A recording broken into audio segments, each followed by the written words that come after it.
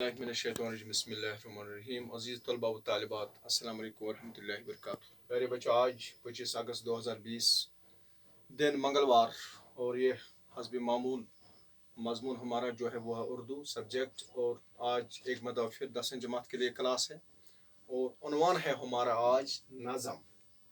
यानी नज़म किससे कहते हैं। नज़म पर नोट लिखे, इसके इम्तिहान में 5 नंबर होते हैं।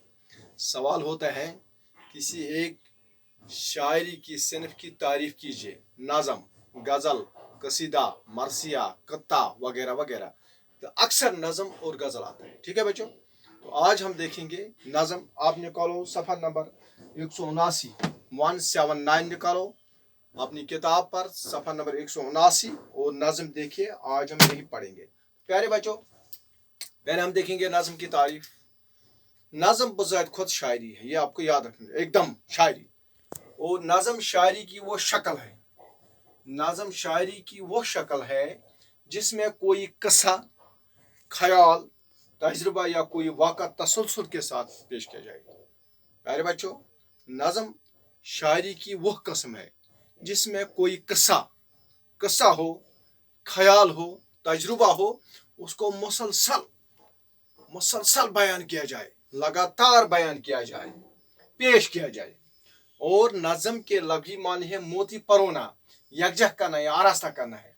और जब हम किसी चीज़ को यकजह करेंगे, संवारेंगे, मोती की तरह आरास्ता करेंगे, तो उसको यानी अल्फाजों को हम जब एक अच्छी समझ देंगे, उनको सजाएंगे, उनको संभालेंगे, उनको उनमें मिठास भर देंगे, तो उसको नज़म कहते हैं। और जो ही हम नज़म सुनाते हैं, अगर मैं आपको अभी नज़म सुनाऊंगा, मिसाल के तौर पर आप झूम उठेंगे।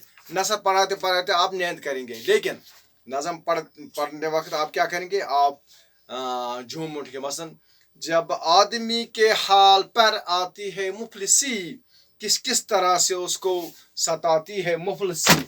जब हम नज़म पढ़ते हैं, कुछ अंदाज ही अलग ही अंदाज होता है, वो नसर में आपको नहीं मिलेगा। तो प्यारे बच्चों, इसी को कहते हैं मोती परवाना, यकजा करना या आरास्ता करना है, सजाना है अल्फाजों को। नज़म की कोई शक्ल या मुतय्यन मौजू नहीं है।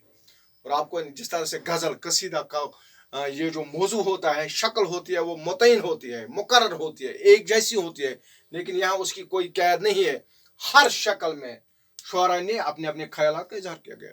और नज़म में जितने भी शुअरा हैं, अपनी मर्जी के मुताबिक, अपने मंशा के मुताबिक उन्होंने नज़में लिखी है और अपने ख्यालात का इजहार किया है। वहाँ वो बिल्कुल बंद नहीं है, लिमिट नहीं है, बिल्कुल आज़ाद हैं। जितना कहेंगे, जैसा कहेंगे, वो आज़ाद हैं। और नज़्म एक जामिया इस्तिलाह, ये वो इस्तिलाह है जिसकी बहुत बड़ी गुंजाइश है। यानी ये बिल्कुल बंद नहीं है, इसका कोई मुकर्रर हद नहीं है। तो प्यारे बच्चों, नज़म शायरी की जिस तरह से मैंने भी बताया, उस सिनफ को कहते हैं जिसमें एक उन्वान के तहत किसी भी तरह के ख्यालात, वाक़ा, अभी मैंने आपको ये सारा बताया।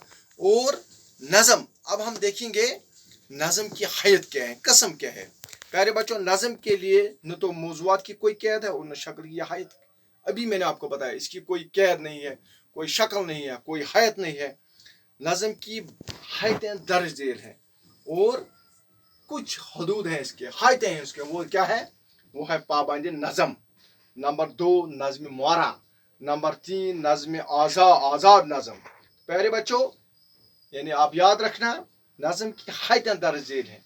इनकी हैत क्या होती है, इनको किस तरह से हम लिखते हैं, कि पेश करते हैं। नंबर 1 पाबंद नज़म, ऐसी नज़म जिसमें बहर के इस्तेमाल और काफियों की तरतीब में मुकर्रर उसूल की पाबंदी की गई। नज़्म पाबंद यानी इसमें पाबंदी है। क्या पाबंदी है, बहर के इस्तेमाल, बहर का इस्तेमाल करना है और काफियों की तरतीब में। और इसमें काफिये भी होते हैं और मुकर्रर उसूलों पर इसकी पाबंदी होती है। इसको कहते हैं पाबंद नज़म। यानी पहला हिस्सा, पहला जुज़ है पाबंद नज़म। इसमें शायर को बिल्कुल पाबंद होना पड़ता है। किसमें, इसके बहर में और इसके जो काफियों के उसूल होते हैं। तो नज़्म मुआरा एक अहम जुज़ है इसका, ऐसी नज़म जिसमें तमाम मिसरे बराबर हों और इनमें काफिया न हो। नज़्म मुआरा तमाम मिसरे इसमें क्या होते हैं, बराबर होते हैं, तमाम मिसरे बराबर होते हैं। और यहाँ खास बात यह है कि इसमें कोई काफी की कोई परेशानी नहीं, काफी की कोई इसमें ज़रूरत नहीं होती है नज़्म मुआरा में।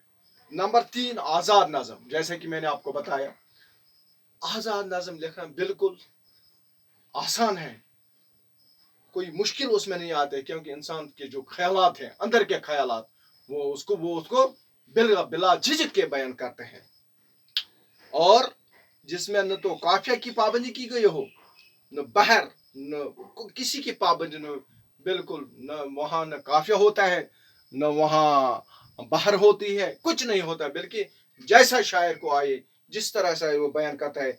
इसके मिसरे छोटे बड़ी भी होते हैं, कभी मिसरा छोटा होता है, कभी बड़ा होता है। गो जो नज़म होती है उसके 3 जुज होते हैं, याद रखना। पाबंदी नज़म, उसमें पाबंदी होती है।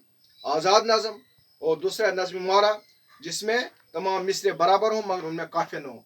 मिसरे बराबर हों, काफिया वहाँ नहीं होते। नज़्म आज़ाद नज़म जो है, उसमें शायर बिल्कुल आज़ाद होता है, उसमें कोई परेशानी की गुंजाइश नहीं है।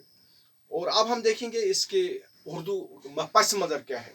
उर्दू नज़म के इब्तदाई नमूने दक्कन में मिलते हैं, और जहाँ तक उर्दू का ताल्लुक है, जहाँ तक शायरी का ताल्लुक है, ये सारा कहाँ से आता है?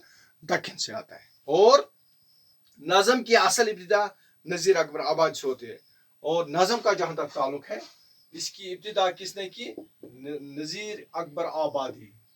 नज़ीर अकबर आबादी ने सबसे पहले नज़में लिखी है, नज़म की बुनियाद डाली है, लेकिन जदीद नज़म के नमूने हाली और आज़ाद ने पेश किए।